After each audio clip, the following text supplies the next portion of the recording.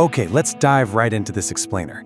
Imagine, just for a second, a world where the ocean, it doesn't react to the moon, or the tides, or even some kind of mystical magic anymore. Instead, it reacts directly to us, to human feelings.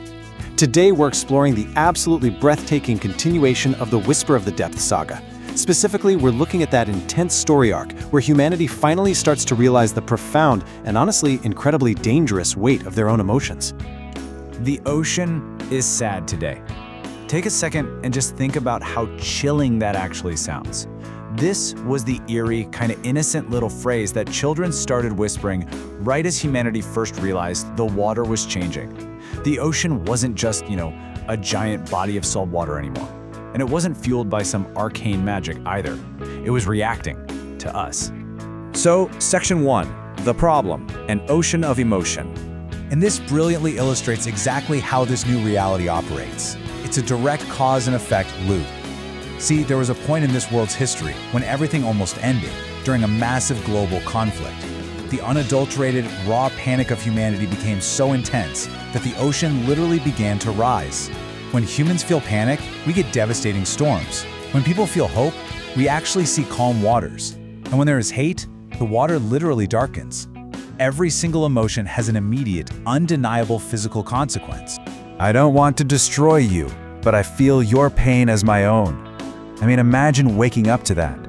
This was a quiet voice heard by literally every single person on Earth in this shared, tearful dream. Even folks who hadn't felt much of anything in a really long time, they woke up crying. The ocean was finally communicating directly with humanity, completely laying bare the painful truth of their connection. Which brings us to a frankly terrifying realization for our protagonist, Akira. As she's standing there by the shore with her companions, Mio and Era, they realize something huge. The ocean is suffering with them. We call this the mirror effect. Basically, it's a catastrophic state where the ocean serves as a direct reflection of humanity. So if people destroy themselves with volatile, chaotic emotions, the ocean drowns right alongside them. It is just way too connected to us. Let's move to Section 2 and see how this builds. The flawed solution, global silence. So, what exactly does humanity do when their very emotions threaten the entire planet? Well, they start an intense, fear-driven movement to completely suppress all feelings. You get these new societal mantras popping up everywhere. Don't feel too much. Control the heart. Weak emotions save the planet. It's incredibly bleak, right? The irony here is that the world is actively moving toward total emptiness. Not out of malice, but out of this desperate, crushing fear of causing the ocean and the world itself even more pain. And looking out at that dark water, Mio asks this just utterly heartbreaking question. Is love also dangerous? Let that philosophical weight sink in for a moment. If all strong emotion causes literal, physical waves, that even the most beautiful, fundamental human experience, it becomes a global threat. Akira's response to Mio is stark, but man, is it profound. She just says, yes. But then, she follows it up with this. But that is why they are real. And that right there drives home the core philosophical truth of this entire narrative. Strong emotions are inherently dangerous. They always have been. But they are absolutely essential for genuine connection. Because without them, what exactly is humanity even trying to save? Section 3. The twist. The boy who hears. This is where we get a massive shift in the story with a new character. Enter you, a 16-year-old boy who doesn't just hear the ocean's whispers, but actually hears its continuous thoughts. And what's really interesting about this is what he feels every single day. He feels the fear of millions of people. He feels the crushing loneliness of the entire world. And, on top of all that, the agonizing pain of the ocean itself. Yu doesn't hate feelings because he's some empty, cold person.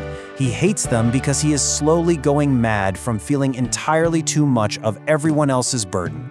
This incredible burden leads to a desperate, frankly heartbreaking confrontation with Akira. Yu looks right at her and asks, "Why did you ever decide that feelings are good? Because of them, everyone is in pain." He serves as the ultimate counter-argument to the whole value of human emotion. Think about it. If emotion causes this level of universal, unrelenting suffering, why on earth would we fight to keep it? But Akira, she offers this quiet, steadfast defense of humanity. She tells him, because without them, no one becomes truly close. She's acknowledging that yes, feelings bring immense pain, sometimes literally triggering physical storms that wreck the shore. But despite all that pain, people are continually going to choose to risk those very storms just to find each other again. And that brings us to Section 4, the final twist. The ocean speaks. We reach this terrifying climax where you approaches the water, the sky darkens, and the waves violently rise. And for the very first time, the ocean speaks aloud, begging, "Free me." So to answer this agonizing plea, you realizes the steps he has to take. First, he must step up and become the new center. Second, by becoming this center, he can finally sever that excruciating emotional bond between humans and the ocean. And third, a dangerous new cycle begins. Akira and Ira have to watch in absolute horror, knowing full well how the path of a center tragically ends, as Yu sacrifices himself to grant the ocean the silence it's begging for. So, the crucial point here is the ultimate twist of the entire narrative. Humanity holds this deeply ingrained fear of the ocean's destructive storms. But deep underwater, the ocean is trembling too. Except it isn't trembling from rage, it is trembling from sheer, profound terror of humanity's raw emotions. For the very first time, we realize the ocean actually fears us way more than we fear it. And that leaves us with an incredibly heavy thought to ponder as we wrap up this explainer. Would you suppress your emotions to save the world, or risk the storms to stay human? It's a profound question about the true cost of human connection, and I want you to really think about where you stand on this. Thanks so much for joining me today, and I'll catch you on the next explainer.